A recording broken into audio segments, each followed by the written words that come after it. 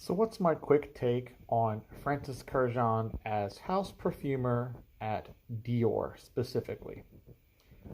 Well, the way I see things, ever since Dior decided to appoint a house perfumer, because if you remember, they operated for decades without an official house perfumer. They would hire oil houses the same way most other designer labels did at the time, with the exception of Chanel. Chanel has always had a house perfumer, but all the other competitors in that space, from Yves Saint Laurent to Givenchy and so on and so forth, they always reached out to the oil houses like Givaudan, Firmenich, Symrise, things like that. They contracted out to have their perfumes made.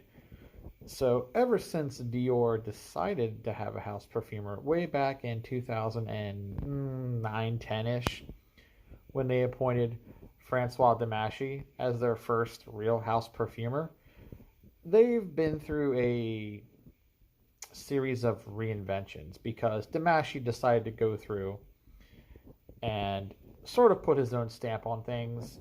He was also motivated to do it through the accountants and the big money crunchers, Bernard Arnault at the top of the food chain with LVMH, to remake all the fragrances so they could cut out the middleman, to get rid of the oil houses that they had used for decades prior.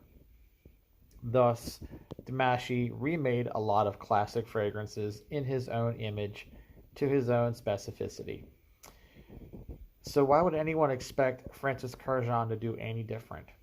He's going to come in and erase and write over Demachy's work in the same way Demachy actually erased and wrote over Kurkdjian's work back when he was doing things under contract for Dior. You guys might remember that Francis did the first versions of some of the early exclusives, like Eau Noire, for instance. Plus, Francis also did the original version of Dior Homme Cologne.